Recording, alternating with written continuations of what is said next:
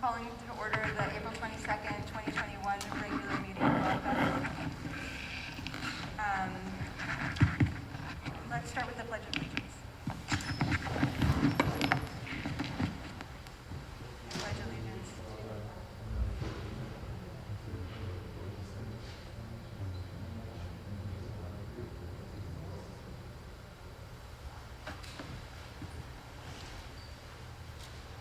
Kelly, roll call. Here. Delayed.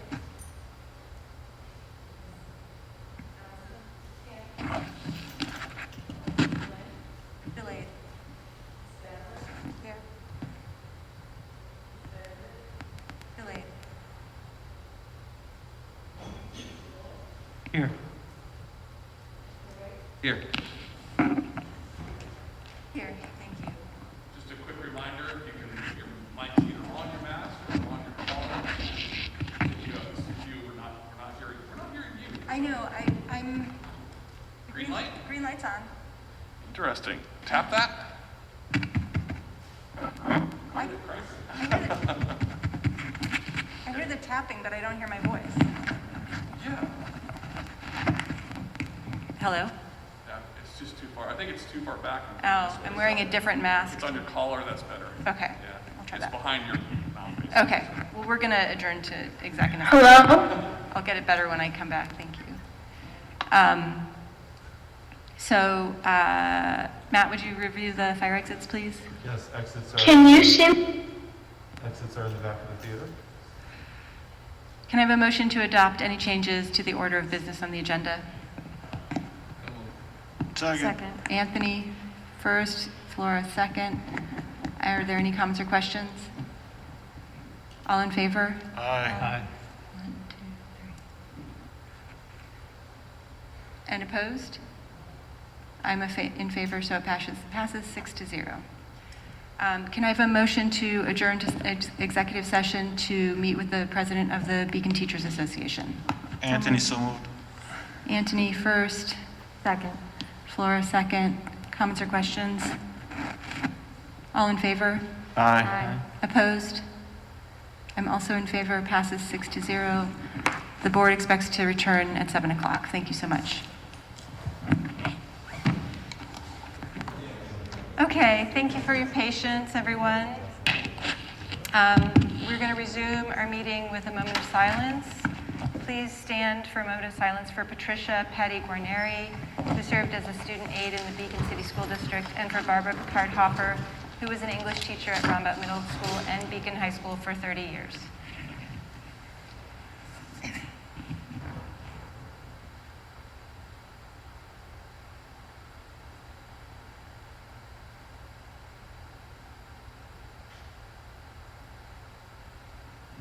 Thank you. Next, we have student and school presentations. We have Elisa Soto, the principal of Beacon High, who would like to present a couple of outstanding students to us. Good evening, members of the Board of Education, Dr. Landau and his executive team. I have exciting news to share this evening. The first, I'd love to introduce you to Angelica Hibbert.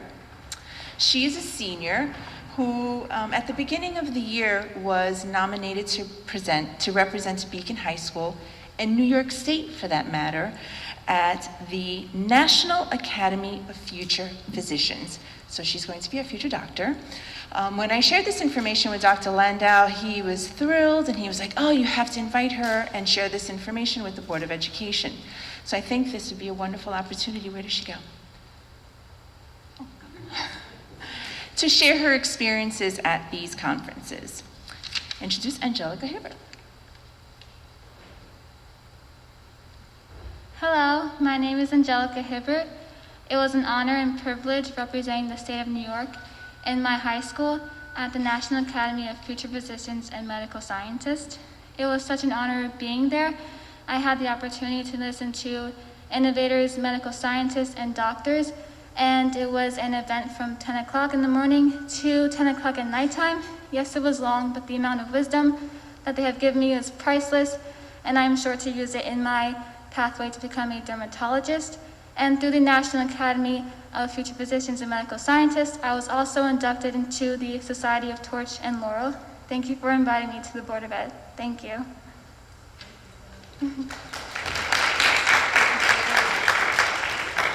I'd like to also add that she has been accepted to many colleges and has received several scholarships, but she's waiting to make her decision soon. Congratulations again. Thank you for her family for coming. Thank you again. This past Thursday, I received a phone call from Dutchess County Judge Tracy McKenzie.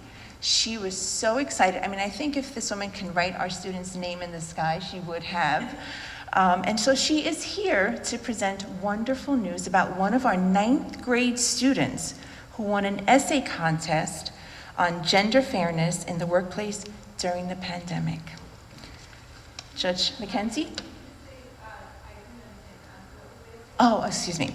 So the essay was about gender fairness in the workplace during the pandemic. Thank you.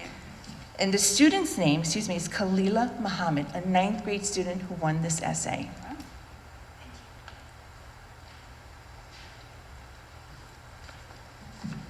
Thank you all for letting me take a few minutes of your time this evening. And I also want to thank Principal Soto for inviting me here tonight. I'm Tracy McKenzie. I'm a family court judge, and I'm also an acting Supreme Court justice here in Dutchess County. Serving as an acting Supreme Court justice, I have the privilege of serving and representing Dutchess County on the Gender Fairness Committee of the 9th Judicial District. The 9th Judicial District includes all 5 counties of the lower Hudson Valley, which is Dutchess, Putnam, Westchester, Rockland, and Orange. I've served on that committee for a few years, and we do an essay contest every single year and receive entries from high schools in all 5 counties. And to be very candid, we have never had a winner from Dutchess County, but this year Beacon High School broke that losing streak. Khalila Muhammad, who's a freshman here at Beacon, won first place in the freshman-sophomore category. The essay topic was, has COVID-19 had a disparate impact in the workplace based on gender? Please discuss. If so, what are the disparate impacts and what, if anything, should be done about it? I did bring copies of the essay for anyone who would like a copy. And I'm not going to read the essay, but I do want to say I loved how Khalila started the essay with one of my favorite Eleanor Roosevelt quotes, the one about how a woman is like a tea bag, only in hot water do you realize how strong she is. And then she ended the essay with, and I quote her, "Yes, Eleanor Roosevelt, women are indeed strong, but every woman reaches her boiling point when the kettle gets too full." I love a good bookend. I have brought a little gift for Khalila, a small gift which includes some gift cards as well as a plaque that states, "I want every girl to know that her voice can change the world." There will be a virtual ceremony on Tuesday, June 15th at 1 p.m. to honor all of the winners. I brought a few copies of the essay, and I've also brought a copy of some of my business cards in case anyone would like me to send a link if they want to join in on the ceremony. Or if you need anything from the court system, please feel free to reach out to me. Thank you all for your time, and thank you all for what you do. Thank you. So I'm just going to leave these. Thank you so much. Thanks for coming. Thank you for having me. It's great to hear about this.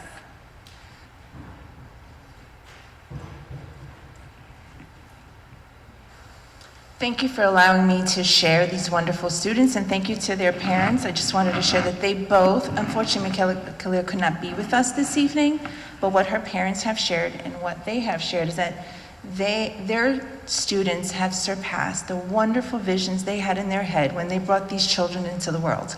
They are extremely proud of them. Thank you. Thank you. Thanks so much.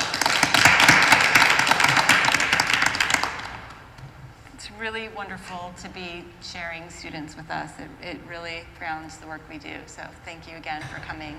Have a great night.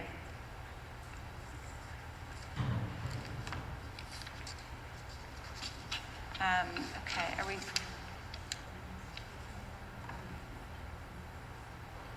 So we're having open to the public next. Is there anyone in the audience that would like to make a public comment? Seeing none, is there anyone on Zoom?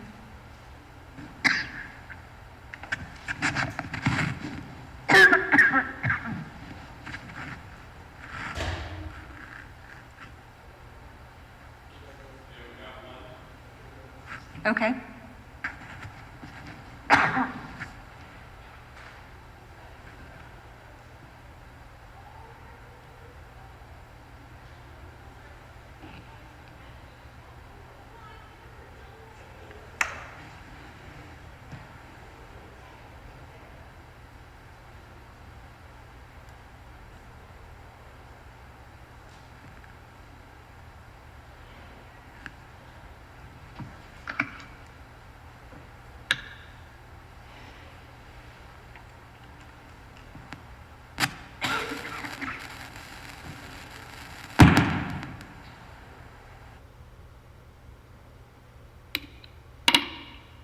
Hi, everybody.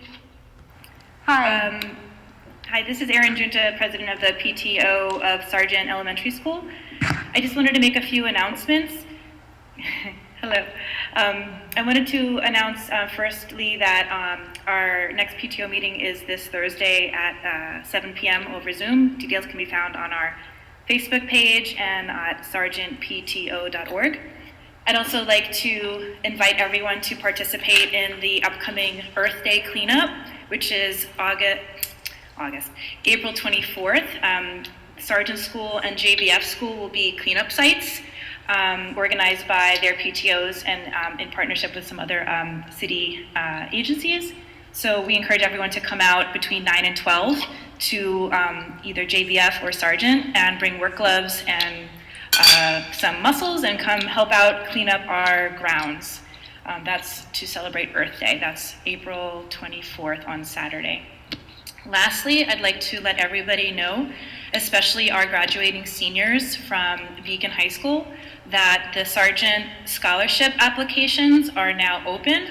These are applications for scholarships for $750. There's 2 scholarships available for Beacon High School graduating seniors that attended Sargent Elementary. Applications are available on our website at sargentpto.org/resources. And the deadline for application is May 24th. So again, that's 2 $750 scholarships. Last year we had about 7 people apply, so we'd love to see as many Sargent stars that are now Beacon seniors apply.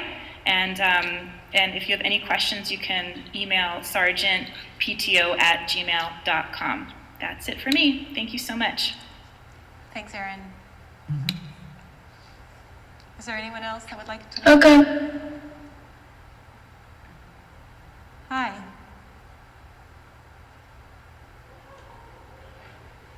Is there anyone else who would like to make a public comment on Zoom?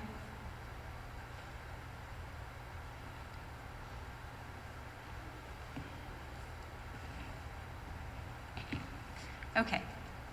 So moving on to our workshop, we have really good news and some surprising news in the budget department. Matt and Anne Marie are going to speak about that.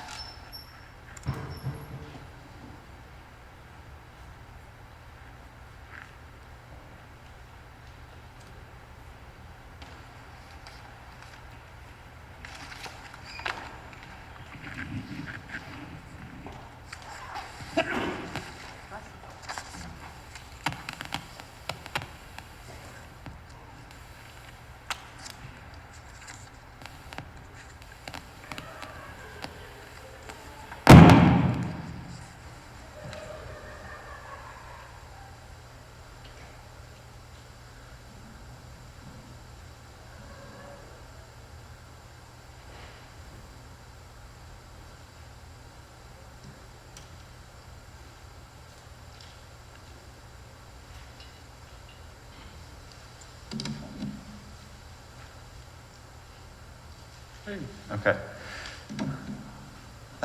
So tonight, we want to talk about exactly where we are with the budget. As Meredith said, it's been an exciting and interesting couple of weeks, and this is, in my 4 years here, my 4 years here, this has been a real roller coaster ride of a budget season, because as I said in an email to the community a few days ago, just a few months ago, we were looking at pretty substantive cuts from the governor's office, and now we've had a lot of positive things happen. So before we get to that, I just want to take a moment to talk about our mission and what we want to see in our graduates. This will be brief, but first I want to talk about the process part of this.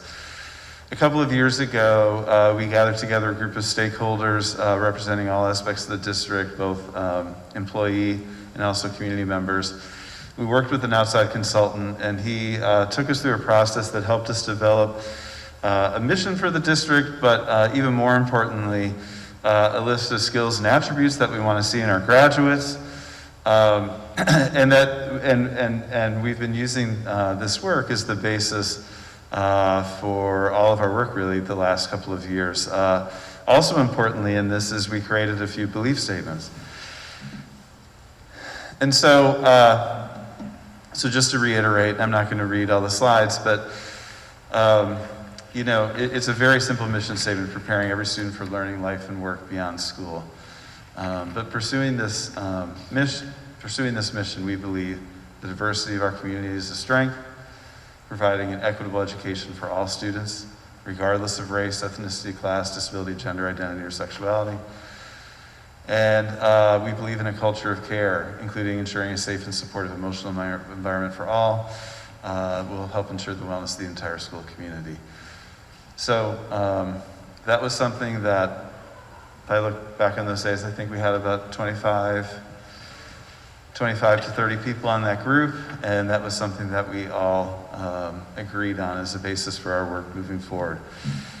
Also talking about our graduates, I thought this was a really, really powerful process that the person, Jonathan Costa, took us through, and it was developing what we want to see, the things we want to see in our graduates, first skills and abilities. I'm not going to read all of this, but communication, problem solving, creative and critical thinking, collaboration and independence, digital literacy.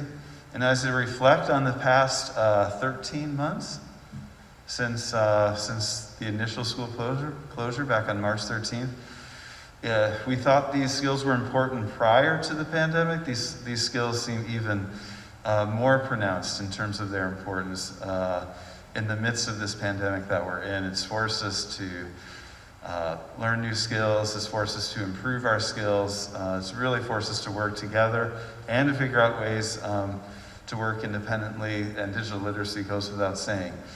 So I'd like to say that the group of people that put this together, the group of stakeholders, were kind of visionary in their own right, because this was, we felt like this was a need a few years ago, and it's become an even more pronounced need now. And then also attributes and dispositions we want to see in our graduates: empathy, self-regulation, citizenship and community, curiosity, wonder, awe, imagination, and adaptability and flexibility. Again, some of these things would be in the hard to measure realm, but it doesn't make them any less important. And they're a great statement of something that we want to see in all of our graduates. So the reason I bring these things up, our belief statements, our mission, the skills and abilities we want to see in our graduates, and attributes and dispositions, is our hope and our goal is that our budget is part of the belief statement also. Our budget is part of a collective effort to say this is what we believe in as a district. The budget is something that undergirds all of this work, helps us move all of this forward. And so back to where I started, this has been probably one of the more confusing budget seasons we've ever been through. And it has felt at times that some of these bills that were passed or changes in funding have kind of hinged on some very unique set of circumstances in the country. That being said, it's really allowed us to be in a position of maintaining a lot of the gains, or all of the gains that we've made as a district the last 4 years, and puts us in a really good position moving forward to build. So we were doing a little bit of reflecting over the past few years, and we wanted to capture some of the gains that we've made as a district from a budgetary standpoint, and they're pretty significant. I honestly, a district our size, you could stack that slide, and that slide doesn't even capture everything. You could put that slide against a lot of other districts, and you probably wouldn't see a district budget that was more focused on children, more focused on the student experience, more focused on improving the district overall. So over the last few years, we've added a significant number of elementary teachers to reduce class sizes at the elementary level. We've made the 4th grade instrumental music permanent instead of just grant funded. We added a social worker position at Beacon High School. When I talk about things that were prescient, we really see the need for more social emotional supports, and adding that position has been really vital this past year with all the challenges that we've had. A halftime art teaching position at Beacon High School. The one-to-one Chromebook model, I look back to a board budget meeting a few years ago when the board pushed us to speed things up in terms of getting the one-to-one effort. I think we had it over 4 or 5 years, and the board challenged us to get us done in 2. And I'm very thankful for that challenge, because last year on March 13th, we were completely ready to have a Chromebook in the hand of every single one of our students, including kindergarten. And also a revamped and refocused and a lot more funding towards professional development. All of this work has been really exciting for us to move forward with, and it's really helped improve the student experience. And our goal is that it helps those things that we were talking about, the mission and the vision and our belief statements, and what we want to see in our graduates. So just talking about this year, I talked a lot about how confusing this year has been. It's felt like a roller coaster ride, or felt, I don't know, just like kind of a new surprise every day. But at the end, it ended up positive for us. But even with that, we think it's really important that the overall focus of our budget for next year is maintaining these huge gains that we've made the prior years. Anne-Marie and I and my team, back several months ago, were trying to start to figure out ways to make cuts in the budget that wouldn't impact the student experience. That was kind of dominating a lot of our thinking and planning. And now instead, our focus is on making sure we maintain all the gains that we've made. The gains have been huge. Class sizes, I think our class sizes rival any district in the region. And the renewed focus on professional development has helped us make some great gains in the district as well. And so we're very excited to be able to maintain all of those things. And so one of our main messages with this budget is not a lot of new things, but just a maintaining and a strengthening of the things that we have added over the last few years. So, with that being said, when the state budget was passed on Wednesday of last week, was it Wednesday? So it was a little late, so it was just a few days before today, or just a few days ago. The state is increasing the amount of funding going towards pre-K. And so we did want to put in this budget, and there's a little bit of a question mark to it, because once we get moving, we may be able to access other funds to pay for this position, but we're carving out room in our current budget to fund it, is the addition of one pre-K teacher. What we'd like to do is pilot a full-day program. I've had a lot of questions over the years in terms of when are we ever going to move to full-day pre-K. I came from a district previous to here, Ithaca, where they do have, not for every student, but they do have a full-day pre-K program. And I think Beacon is a great community to do that in. So I say pilot because we still would have to offer, just based on a number of reasons, space, serving as many kids possible. We would still have to offer some half-day classrooms, but also to offer a full day. As we pursue funding from the state, if we're able to get even more funding, we would look at our space and see if we could even expand it. Right now, we'd like to start with piloting one full-day pre-K classroom. We're going to work on the policy side with the board and our legal support, just to make sure we would be selecting students for that pilot full-day program in a way that's fair and tries to meet student needs. We're proposing a renewed focus on professional development. This year has really challenged us. Professional development kind of ground to a halt last spring and summer, just because things really hadn't switched over to Zoom as quickly in that realm, and so we've been trying to play catch up ever since. But that being said, we are really excited about having a number of offerings this summer. A few things come to mind.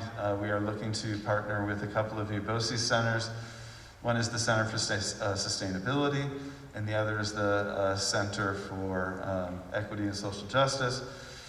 Doing professional development through BOCES offers an enormous amount of savings for the district and state aid that comes just the next year. And it also just helps us tap in with educators in other districts in the county. So we're really excited to do that. In fact, the Center for Sustainability is doing an all-day program on Wednesday of this week that we have a number of students attending. It's like kind of like a conference basically, and they get to choose different sessions to attend throughout the day. The Center for Equity and Social Justice is offering a student leadership day. Eric, do you remember when that is? It's in May, I think. So they're having a kind of a similar day, but focused on it's kind of a different side of the world right now, and we're excited to send a number of our students to that. All of the activities, or these types of activities that BOCES is offering this spring, are free to districts, but next year they will have a cost to it. And again, we're really trying to run a lot of professional development through BOCES. We hope to be continuing responsive classroom through BOCES, restorative practices training through BOCES. A lot of the work that we do, we will be working through BOCES for that state aid and also for the extra support that they offer. Technology, so a big part of our budget, Mike Healy presented a couple of months ago, but technology is just so huge right now that, and just finding other ways to support it through professional development. One of the things that we uncovered this year, actually starting last spring, is really the need for internet access at home, and so the district provides a pretty substantial number of hotspots to families, for some families multiple hotspots, so kids can access learning either if they're remote or just do their homework. And so that need, we do not see that need going away. And lastly, supporting student activities, athletics, music, arts, theater, clubs, academic clubs, enrichment clubs. We really want to push our, not push, that's not the right word, support our staff and support our students in coming up with even more ideas for expanding the number of activities that students can take part in. I think one of the things that's been so inspiring this year, I've said this in previous board meetings, is seeing these music events on Zoom, seeing the Beacon players do performances, seeing our athletics start up. Proud to be a part of Section 1 this year. I know we're moving to Section 9, but Section 1 was one of the sections that started sports in the fall, and seeing our sports and our students being able to participate in those things was really powerful this year. Providing as whole and holistic a student experience next year is important to us. So with that being said, we're carving out room in the budget to support new ideas that come up, new clubs. I think we want to be challenging and supporting especially our elementary educators, because we don't offer a lot of activities at that level. And I think one of the things we've seen, especially during the pandemic, is our elementary students have a wide variety of interests, and they'd love to do more enrichment clubs as well. So we're excited to be supporting these are some of the highlights for this budget. The pre-K thing is new, and it came from a state budget that was passed just a few days ago. But we think the time is right for us to do this pilot, and we're excited to move forward with that. So Anne-Marie and I are going to kind of tag team the next few slides and just kind of talk about some of the process. When we get to some of the federal funding. I'm going to jump back on and talk about that and sort of provide a little bit of a roadmap for how we're planning on using some of this new federal money that's coming to us as well. Thank you. So this slide basically just gives you a summary of what our final New York State budget was. And as Matt had mentioned, it was last week that we got the information. We were extremely happy going forward. So I just wanted to highlight a few things that were included in the final New York State budget. We did see an increase in foundation aid, and we did see a plan to increase foundation aid in the future. So obviously people in Albany were hearing us. I know there was a lot of lobbying effort for that, so that's wonderful. It meant a couple $100,000 for Beacon for this year, and then just a program going forward. So that was great. Governor Cuomo had tried to put through a services aid, and he was combining expense-driven aids such as transportation aid, BOCES aid, textbook, library aids, all into this one aid line called services aid. Expense-driven aids means you get more aid the following year if you spend more money in that area. As district leaders, we were pretty concerned about the services aid and going forward if that was going to be flat. But thankfully, the Assembly and the Senate did not believe in that, and they went back to our expense-driven aids, which was great. In the governor's run, there was a local district funding reduction that is gone, so that was helpful. The UPK expansion is what Matt had talked about a little bit, so we did put the additional UPK teacher for the pilot program in the general fund, which is what the voters will vote on. But there's a $15 million grant, additional money for full-day conversion. It's a request for proposal type of process, so districts have to apply for it, which we are going to do, which may give us some more flexibility on offering more classrooms if space is available for full-day conversion. I wanted to list the new property tax credit, relief credit for homeowners. There's not a lot of information on it. It will be income eligible, so more to come on that, but that is something that they're trying to help people reduce their school taxes, and that's something that is brand new. That would be in addition to STAR, which is great. So as more information comes available, probably closer to when we do the tax warrant in the fall, we'll be able to explain that a little bit more. And there were no changes to STAR. Governor Cuomo was talking about making some changes, having the enhanced STAR, which is more of our senior citizens, have to wait to get the money from the state rather than get it off their tax bill. That was all thrown out in the final New York State budget, so again, good news for everyone there. Anne Marie, can I ask one? Yes.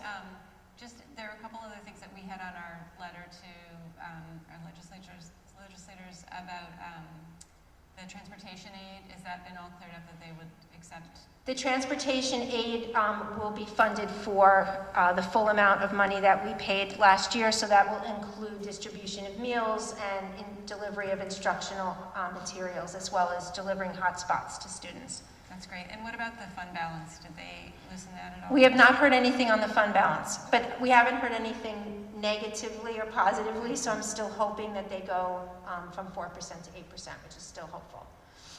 I'm just going to I'm going to start off by just telling you the areas in the federal, and then I think Matt will go into a little bit more about what we're going to use the money for. So the first ESSER fund was the CARES Act, so we received a little over $800,000. That was used in this year's budget.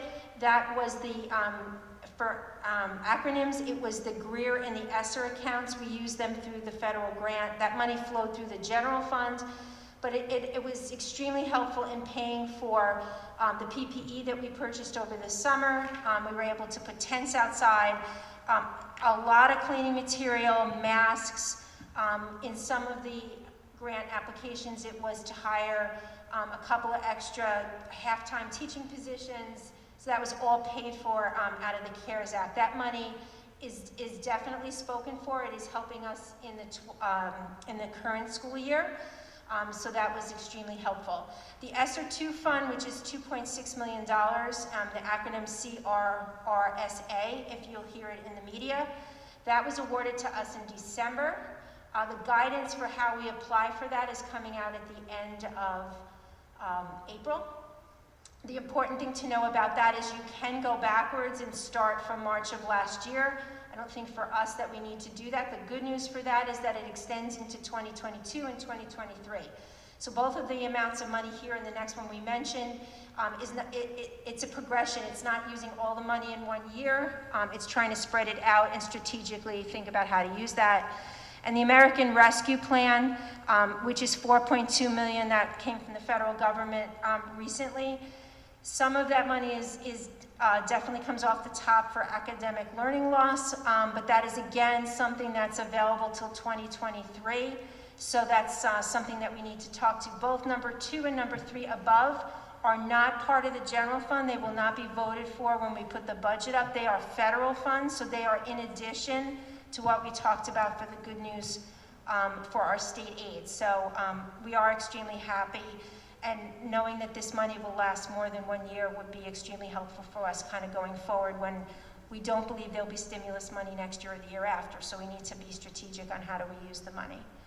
Did you want to, Matt, you want to talk about? Yeah, I just wanted to frame this for a second as well, and it's obvious kind of where we're going here. We want to make sure that we communicate with folks that a lot of this money is very targeted, or most, or all, is very targeted for specific things. What's great is they give districts flexibility in using it, which we always love, but it's targeted, and it's very thankfully received by us, and we will use it very wisely. But it doesn't take away the need for us to be doing all of our regular budget processes. These are all the additional costs that have come from the past year, but also, as Emery said, for future years as well. So just a couple things about the American Rescue Plan Act, some initial thinking. We had I know the board will speak about committees a little bit later, but at the Facilities Committee, we did speak about using some of the American Rescue Plan Act money. We were saying about $1 million at that meeting to go towards our capital project, because a pretty good chunk of our capital project is actually geared towards ventilation. And so we'd like to bring some of that American Rescue Plan Act money in, so then we can use some of the remaining funds in the capital project for other needs, especially on the instructional side of things.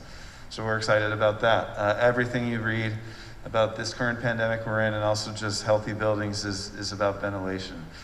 The money we've invested in ventilation up to this point, our last capital project replaced a large number of unit ventilators in some of our schools, but we also put MERV 13 filters in all of our unit ventilators this year that have to be changed every quarter. And then for this further reopening that we're involved in right now, we have put portable HEPA filters in all of our learning spaces as well. So we're excited about that. Academic learning loss, I think the requirements are it's 20% of the federal money has to be dedicated to that. So our first efforts to that will be designing some different summer opportunities for students. Eric Wright is working with principals and teachers in designing that. We are looking at a summer school that's expansive, that's for grades K through 12. Obviously, developmental, we'll be looking to have these summer classrooms in rooms that are air conditioned in the district. So they may be mostly over here at the high school. But we want it focused on academic learning loss, but also just bringing students back to a sense of connecting, exploring the world a little bit in a safe manner, and just, being a kid and learning in all the ways that go beyond school. So they're trying to work into their planning field trips, as long as they can be done safely, and just other experiences for the students, connecting with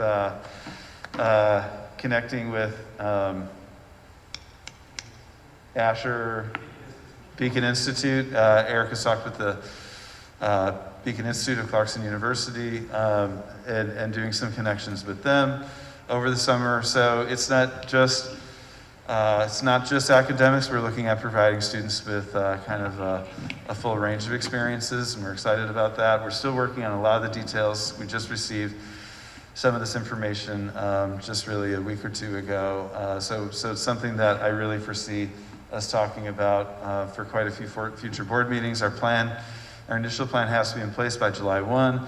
We obviously have to have it in place before then because we have to hire and staff and buy materials for this. And so we'll be working on that in an ongoing manner. Remote education costs. So this is still kind of a giant question mark about next year. I won't open the huge conversation about it right now, but there's just a lot of questions about what the state expectation for remote education will be next year, what the community thought is going to be about it, what we're able to do as a district. I do know Duchess Bosse's is offering a remote education program that we would have to pay into. It's not cheap, and so some districts are planning on using some American Rescue Plan Act money to fund that next year, thinking that remote education will probably just be needed for one more year. We may try to do that. We may try to do it internally. We also want to put a process in place that really helps students who can get back to school. I will say with our further reopening efforts, we have had a pretty sizable number of elementary students return to in person. I don't have it right in front of me, but they went from about, the elementary as a whole went from about 30% remote, and it's closer to 20% now, which is nice. And as a district, we're finally below 30% remote. We've had a number of middle school students return as well, so that's been nice. And then finally, social emotional supports for students. So a first step we're going to do with that is we're going to work through BOCES COSER with an outside consultant, and they're going to do kind of a social emotional audit of our students in the coming month, or the coming 2 months really, to end the school year. They're going to do surveys and interviews of our students just to help us develop a multi-year plan for providing social emotional supports. This has been a challenging year for everyone, and I think it's been obviously especially challenging for our young people. And so we want to find ways to further support. So it could be through staff development for our staff, but it also could be for some very specific programming for students.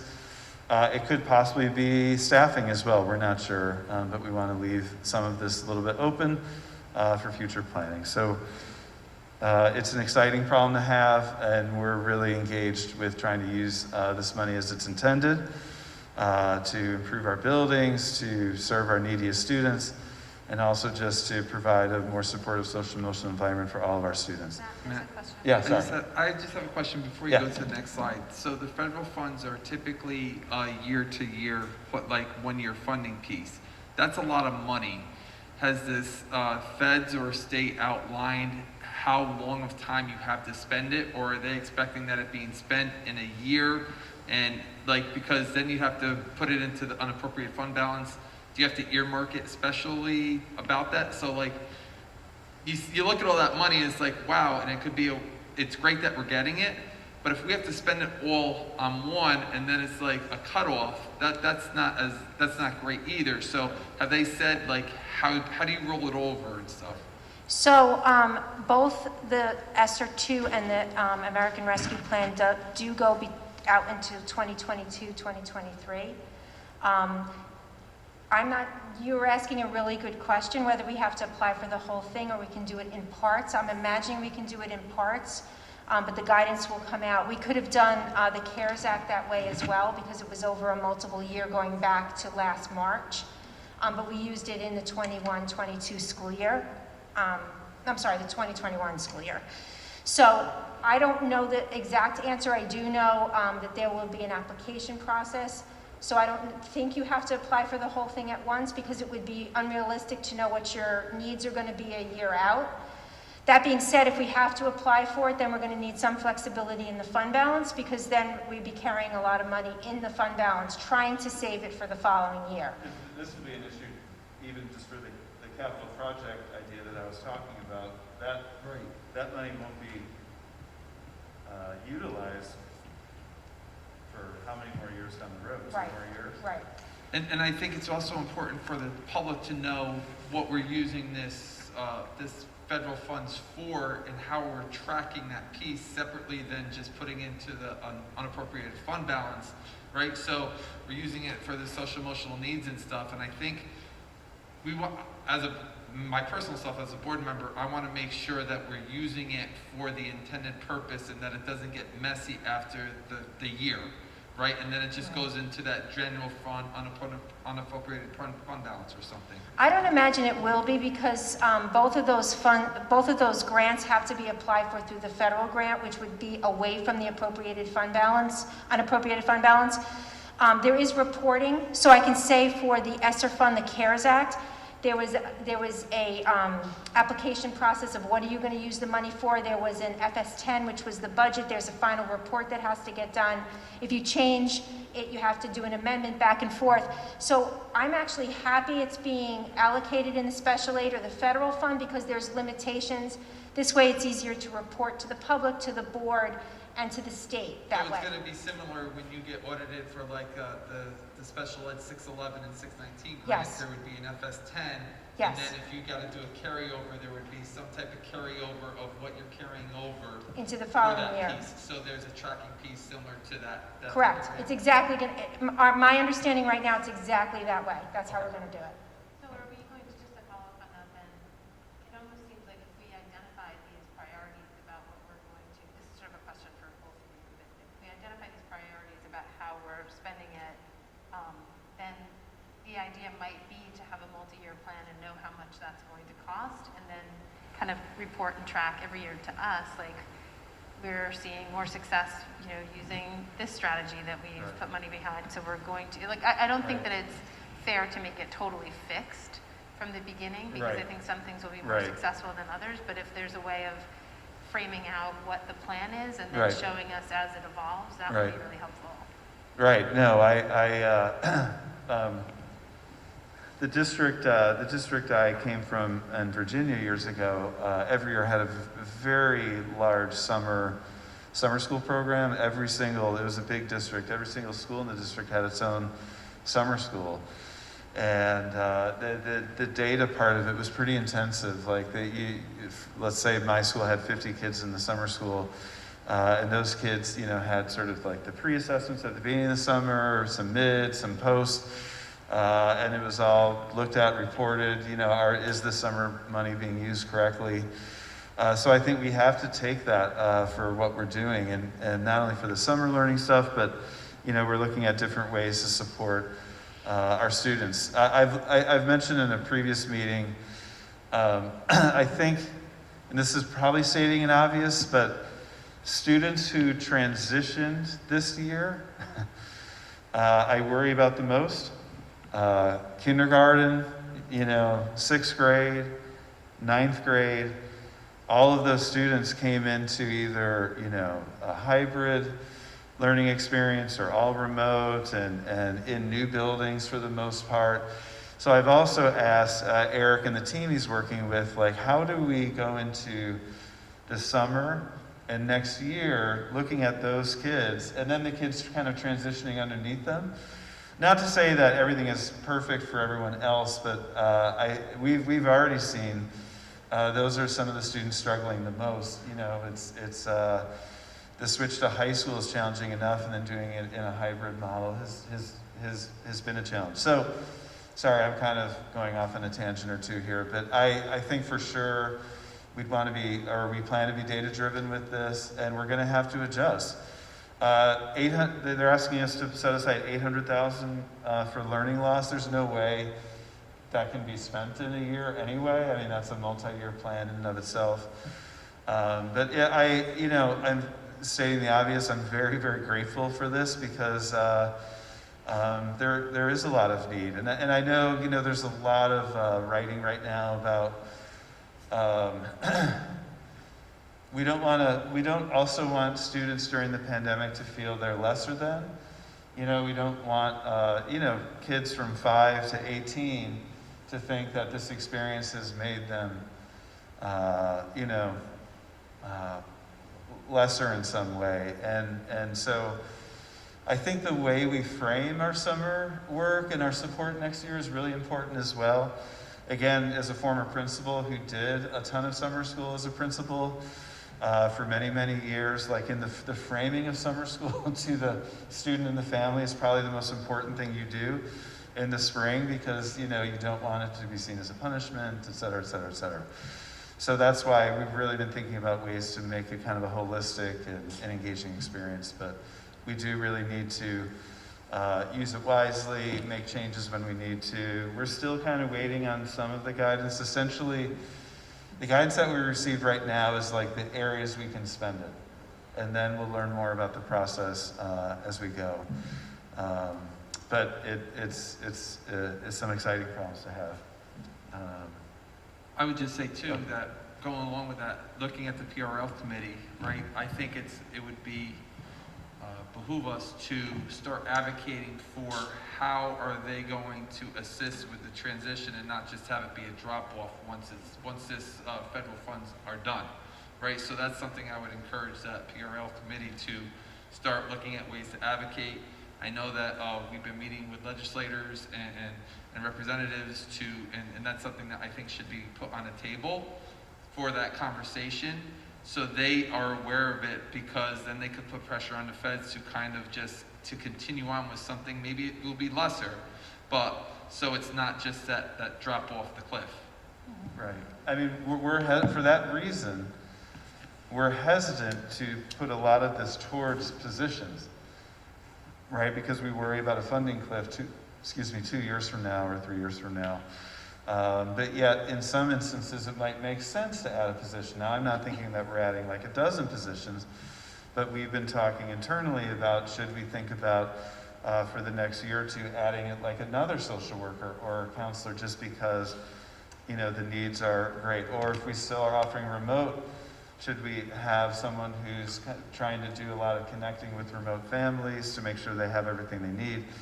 So we're kind of playing around with a lot of ideas, but we do worry about creating a position and the funding is a complete drop-off. That's one of the greatest worries. Also with the uncertainty of where the economy is headed, especially in New York. But anyway, sorry. Yeah, I have a question. So you mentioned about the ventilation work on buildings being fundable through the ARPA, apparently others as well. And the phasing question comes up to my mind because the capital program as a program doesn't jump off to probably someplace around 24. So is it possible to advance some of that work and get it done sooner? And then it doesn't become a formal part of the capital program, but it gets done sooner and frees up, then has the same effect of freeing up money in the capital program. So as a phasing question, have you looked into that? Is that something that makes sense?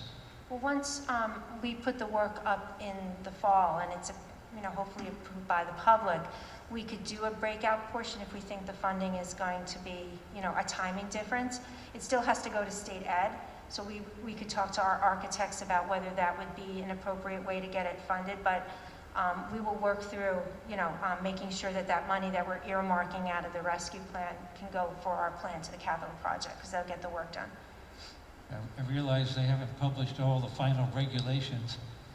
The devil is sometimes in the details, so they give you the guidance, and it's like the press release is not necessarily the rules. We were told the application process would be out at the end of April, which is great, because it might be a little bit different than what the CARES Act was.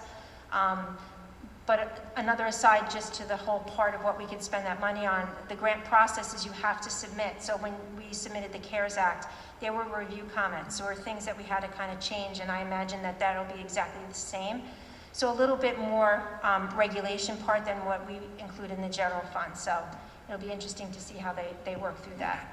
And I also heard that the TSI, like we have 2 schools that are at the TSI identification, that there's going to be additional funding that is equivalent to what you received this year for the TSI stuff. So that's additional funds that the district would have. And I also don't know heard if it's the district or just this building level though. I'm not sure.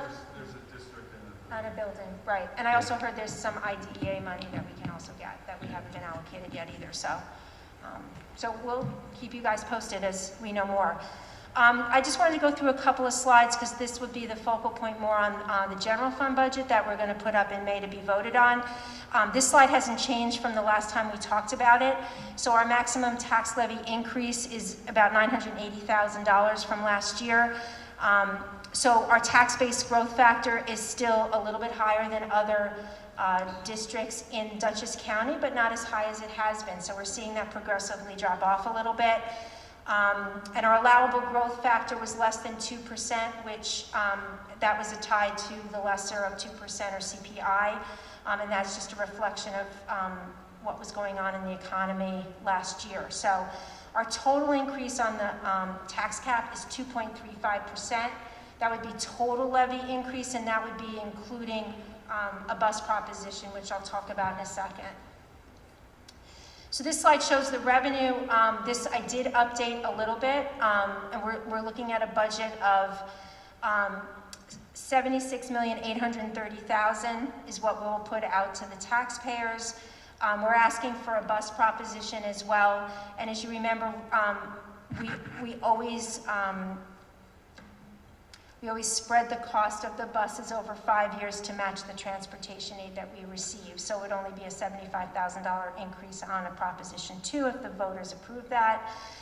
You'll see basically the difference is the additional money that we got, a little bit of it I used to reduce the other reserves and fund balance portion of $50,000.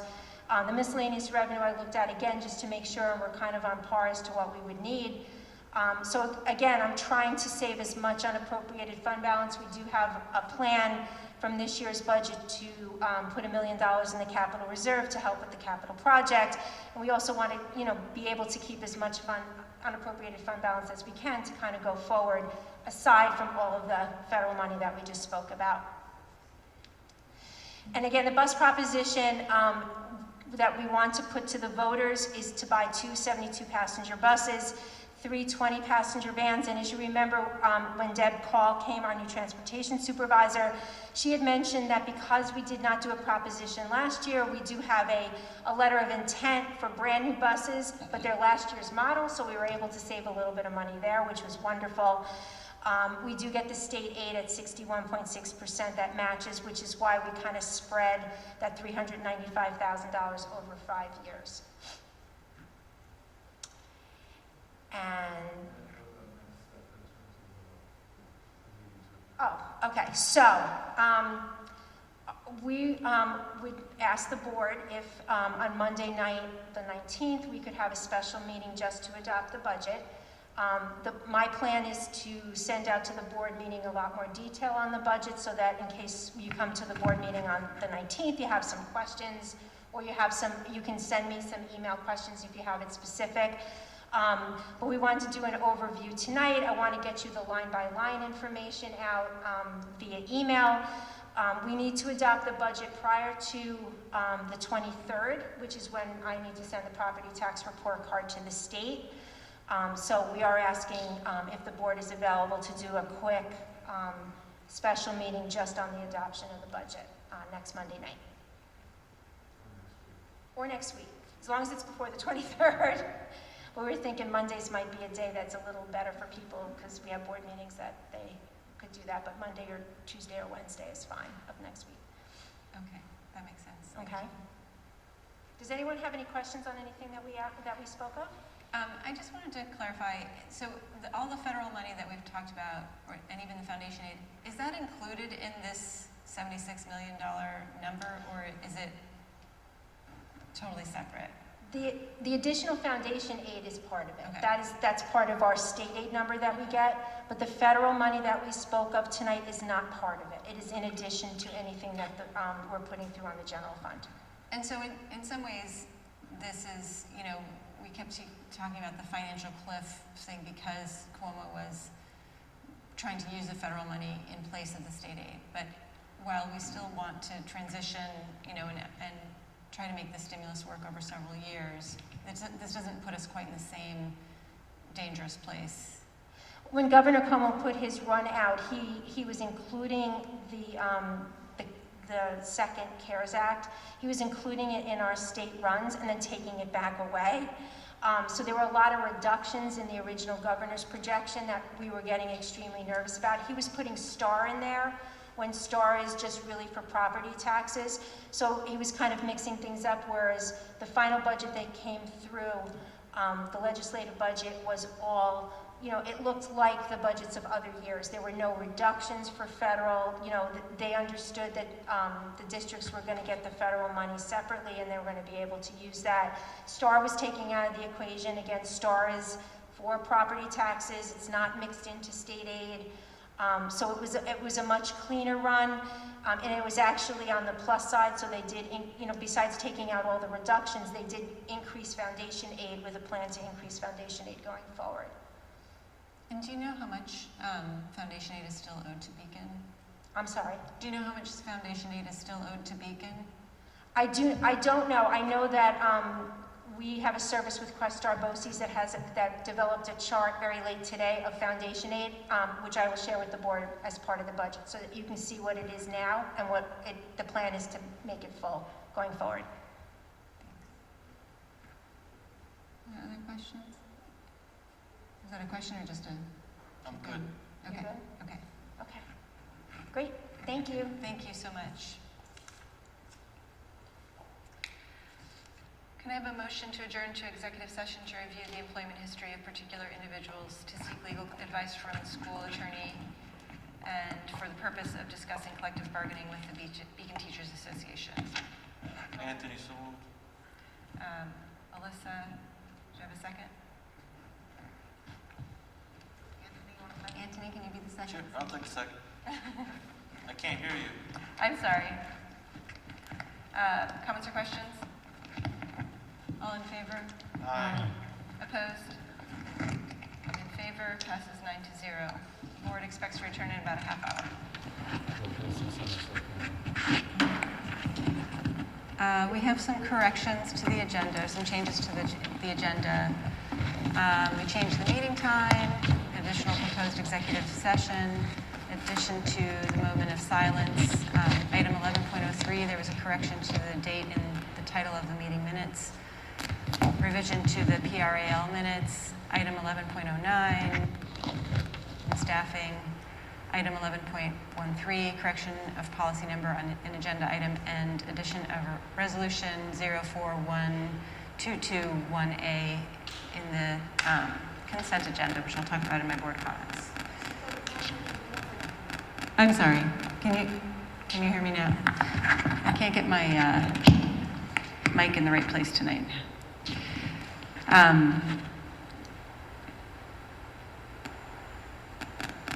Okay. Are there any parent groups that would like to make a comment? There are none here. Are there any on Zoom?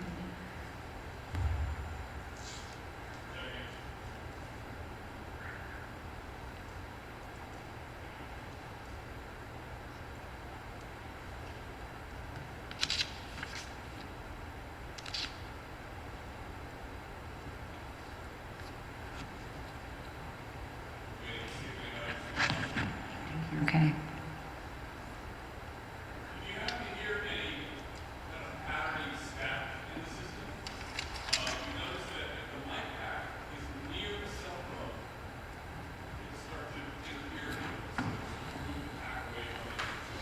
Okay, thank you. I thought it was raining. So seeing none for parent groups, I'm going to move on. Matt, did you have any additional report to give? Yep, just really quickly, this is more of just like a quick announcement. Friday night, this New York Department of Health put out some revised COVID guidelines for schools. And I have tried to read them as thoroughly as I can over the last couple of days. One big takeaway is they now have a much more increased focus on ventilation, which is great for us because we've been focused on ventilation from the start. But we're kind of continuing to unpack the new guidelines, and we meet every Wednesday with the Dutchess County Department of Health folks, so we will I'm sure learn more from them on Wednesday. The same goes for the governor, and then the memo came out after the governor spoke that there are guidelines now for graduations. For those worried that graduations weren't even going to happen, they will, but there are a lot of rules regarding graduations. And so they literally just came out right before the board meeting, so I need a little chance to look at them with my team, talk about them with the Department of Health. But the short version is we are planning on having, we have to follow the rules, but we are planning on having outdoor graduation ceremonies, in accordance with the guidelines. So we're excited to offer that for our students this year.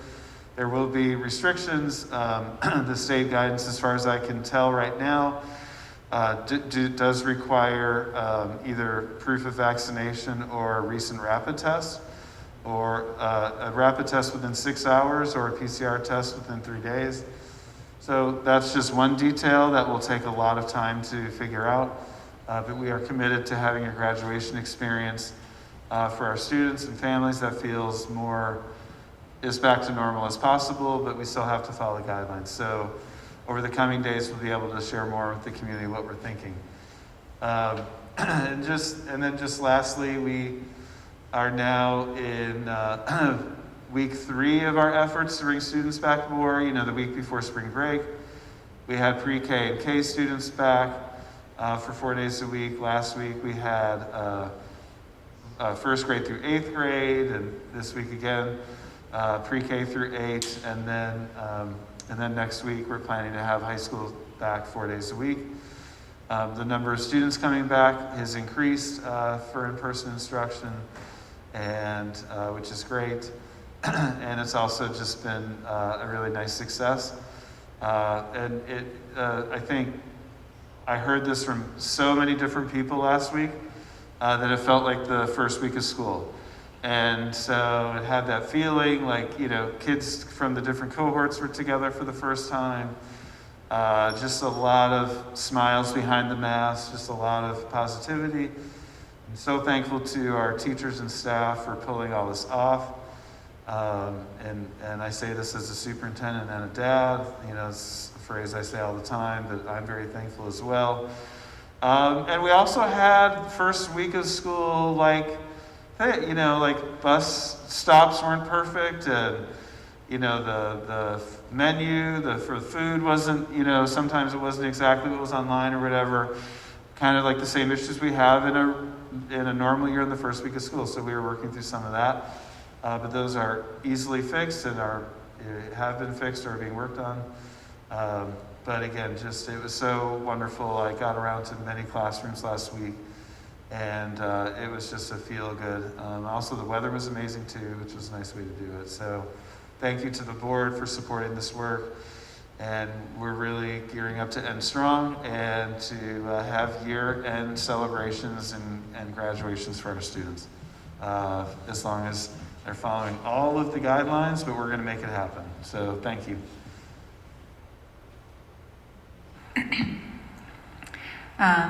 Committee reports, including board comments.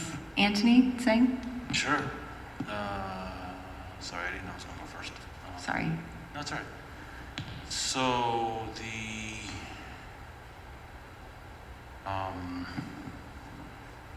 policy committee was on the 24th. I'm talking slow on purpose.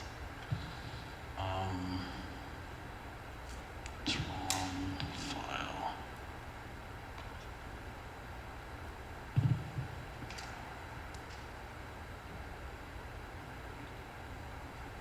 Do you want me to come back to you? Almost have it in my comments. Okay, so the policy committee met on the 24th of March. We talked about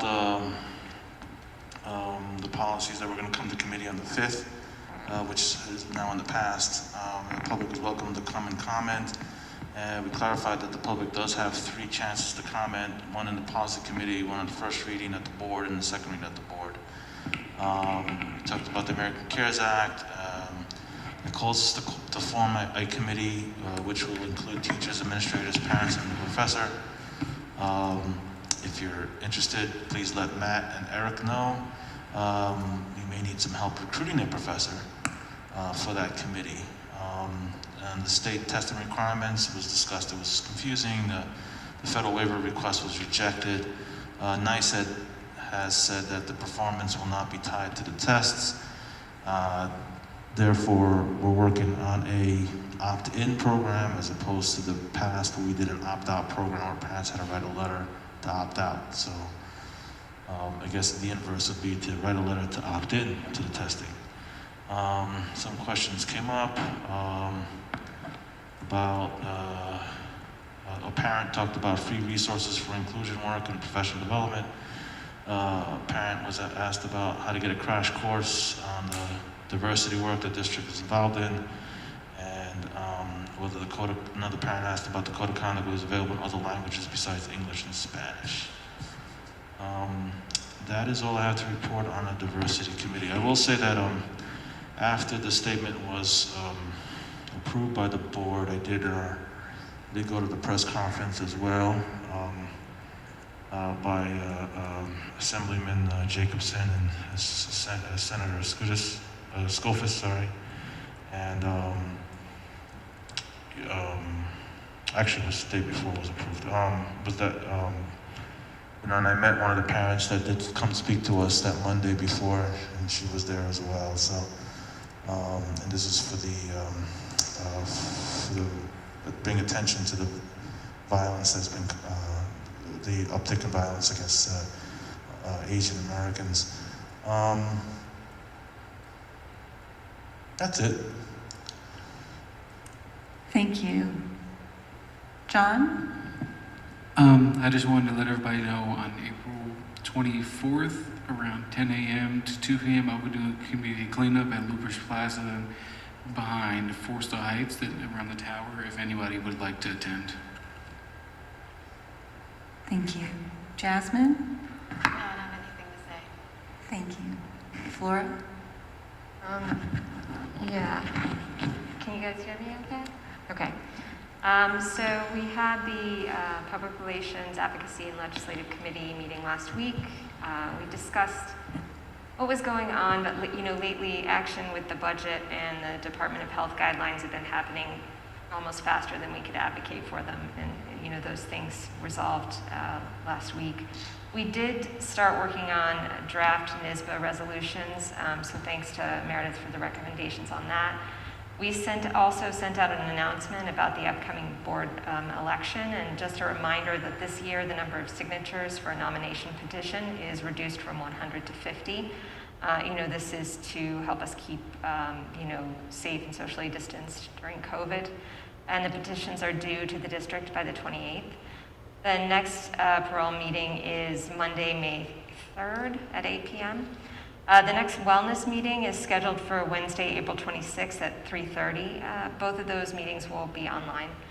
And on a personal note, I'm really thrilled about the budget and the potential to not just hold on to the gains that we've made in the district, but to expand on them and to address the aftermath of COVID for students, staff, and families.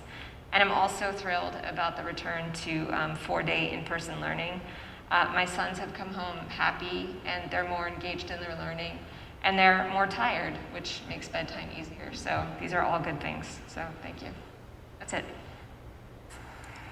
Anthony? Sure. So the curriculum committee has not met since the last board meeting. Our next meeting is going to be the third Wednesday of the month, and I will report out after that. I typically don't do this, but I thought I owed it to Dustin Folks, recently passed away. He's a local businessman. His wife works at Glenham as an aide. He has a daughter that goes to the high school. It was non-COVID, medical complications, but he is a businessman that always contributed to extracurricular activities in the district. So I just wanted to send my sympathies to Heather and Nora. Kristen? We had our facilities meeting where we had gone through after many months of going through the buildings and condition surveys and various plans, we've reached a point where Matt and his team had put together kind of a presentation of priorities. And so we feel like we're in a very good place based on the committee work. And now there's this very important step of bringing the community in. And there will be building level committees that are convening with representation from teachers, staff, community members as selected through the admins in the building. Those dates and information should be on the website, right, Matt? That will be stuff that's, Matt? Will we be posting the dates of the committee meetings based on the building committee meetings? They are Wednesday and Thursday of this week, and we can put them on the Capitol website. Yep. Yeah, so you can check out when those are happening, and this way we're going to put in front of the community the various plans that we've gone through and start to get input. And then the project should, after it goes through that very critical phase, will begin to take shape. And we'll also get some final data regarding some testing that we need to do and determining where there might or might not be sort of bigger line items, such as a septic system at a particular school or anything related to boilers. But as Matt said, making the buildings a kind of healthier environment overall is going to be part of the lasting resilience effort that comes out of this pandemic, and the money from the CARES Act is going to some of it is going to be put towards creating a healthier building environment through better ventilation, which is not something that visibly you see, but it will have a huge impact on how the buildings feel. I don't have the next date because I think we were still deciding that at the last meeting. Did we settle on one? I was looking at my calendar and I didn't see it. 6th. 26th this month? Yes. Okay. Apologize. So the 26th at 7? That's what I have, yeah. Okay. All right, great. And that will reflect the input we've received from the community. Craig, did you? You say the 26th, that's right, Monday the 26th at 7 is there a meeting? Great. Yep. Oh, yes, I have it as possible facility, sorry. And yes, I just wanted to say thank you to echo what everyone else said, to the administrators, teachers, and staff that have helped get kids back into the buildings. I too have seen a huge shift in my own child as far as just having that structure and normalcy, seeing friends.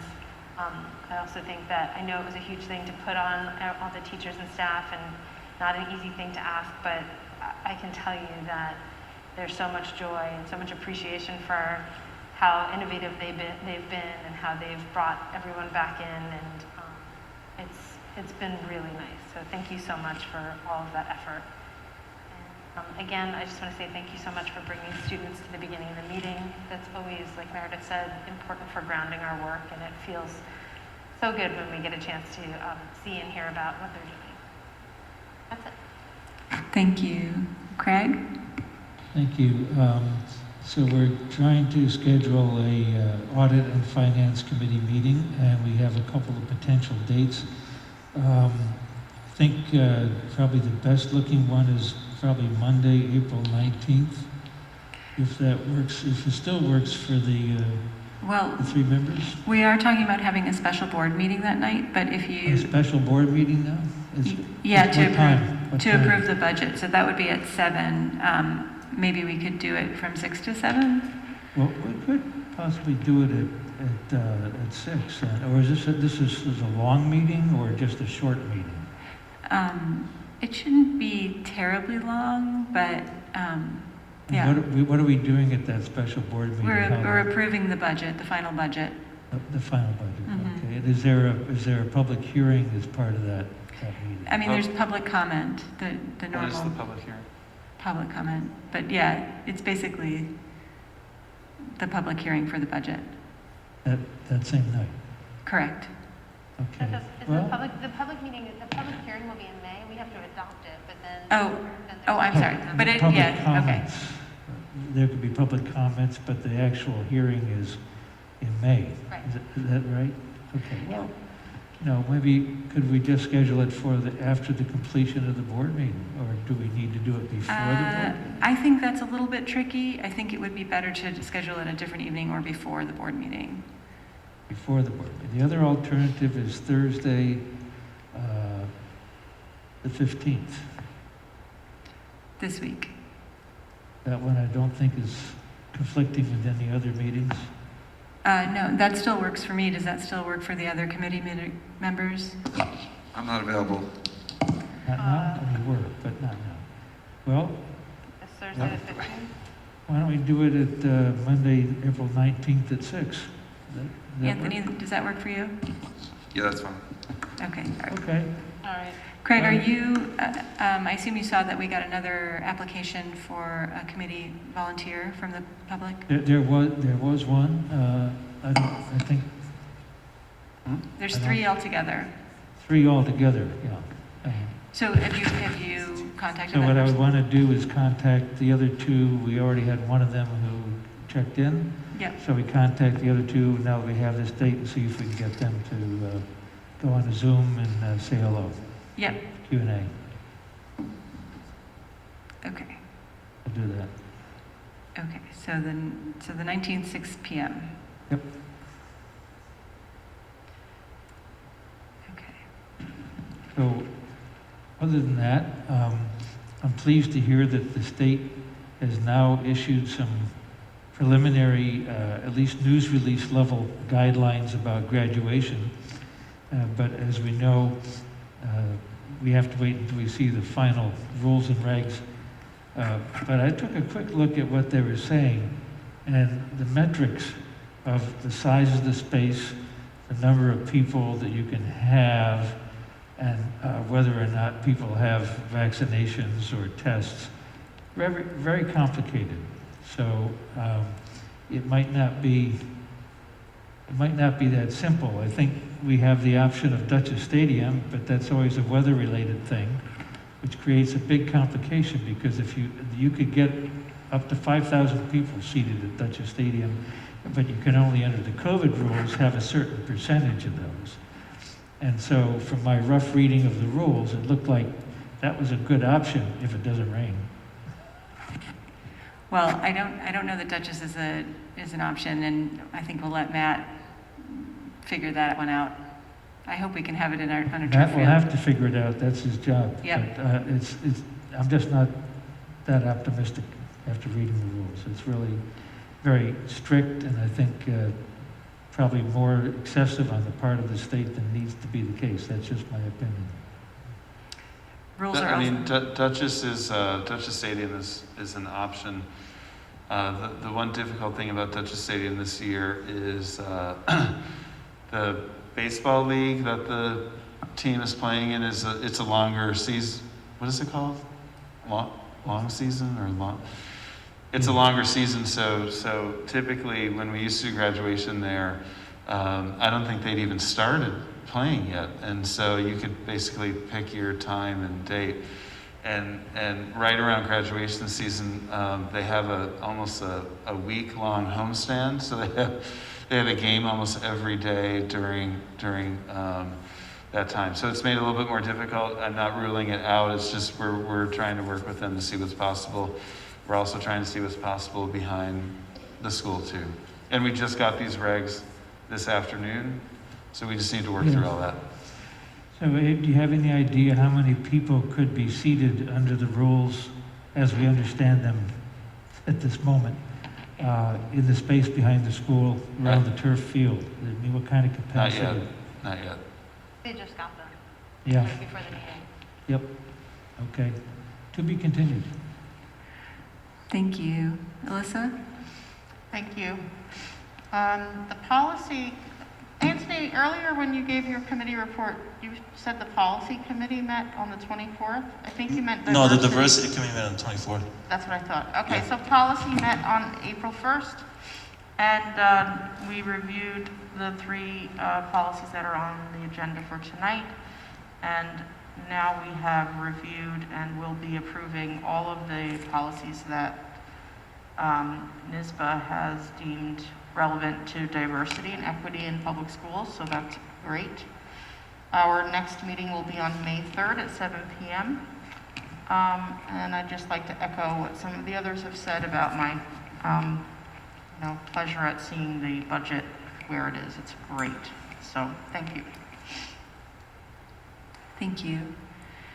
I wanted to bring to board members' attention, there's an email from, I cannot remember his name, but it's about doing a survey for the new BOCES superintendent about the values, qualities we would be looking for.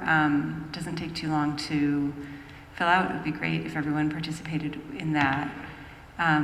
We also, at not the next meeting, but the meeting on the 27th, we will be voting on the BOCES budget and the BOCES board members.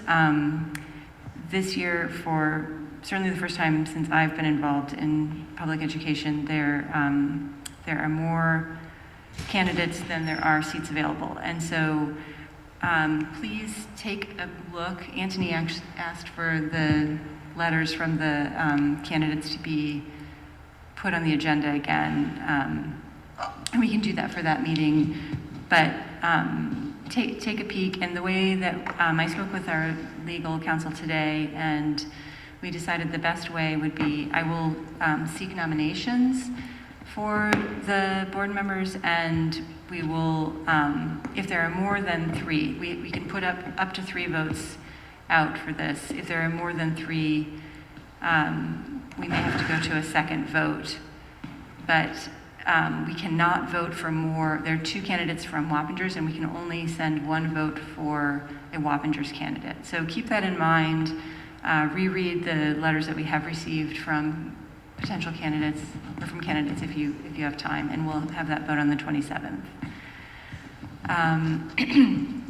I talked about bringing our super eval for our board eval up so that we could talk about our goals as a board. But I feel like with the budget moving around as much as it has, I would rather get through budget season and do it right after the election. So hopefully that's okay with everyone. Could you at least share the written parts with us? So Well, sure, I can. Still not everyone has done it, so I was going to use that as an opportunity. At least for the people that did it, then we as a board know who has it, who's done it and who hasn't done it, and we can review what people at least have written. Sure. I mean, I will definitely do that before we discuss it, for sure. Thank you. I also wanted to just take a quick poll. Is everyone available for the special meeting next week on the 19th? Monday, right? Yeah. Great. And the last thing is stadium update. On the consent agenda, there's a resolution that basically gives the county permission to move forward with the Fishkill Planning Board to break up the property into the 3 parcels that it will become. The reason we have to give them permission is because normally the owner of the land does that work, but because we are selling the land to the county, they're doing that, and they're starting it before the sale goes through, if all goes well. Are there any questions about that? Or you can ask questions during the consent agenda if you want about that. So that is all from me. Moving on to the consent agenda.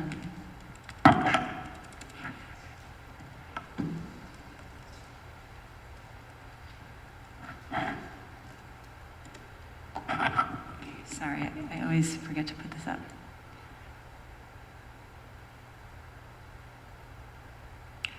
The use of the consent agenda permits the Board of Education to make more effective use of its time by adopting a single motion to cover those relatively routine matters which are included. Any member of the board who wishes to discuss individually a particular piece of business on the consent agenda may so indicate, and that item will be considered and voted on separately, thus preserving the right of all board members to be heard on any issue. Are there any items that any board members would like to have removed from the consent agenda? 11.04. Any others? May I have a motion to approve 11.01 to 11? Oh, I'm sorry, 11.03. Are there any others? 11:10 and 11, that's it. Just 11:10. 11:10, 11:03, yeah, those are my two. Can I have a motion to approve 11.01 through 11:17, less 11.03, 11.04, and 11:10? So moved. Second. Kristen and Alyssa, are there any comments or questions? All in favor? Aye. Opposed? I'm also in favor, so passes 9-0. Can I have a motion to approve 11.03, please? Motion, Anthony. Anthony, is there a second? Second. Flora?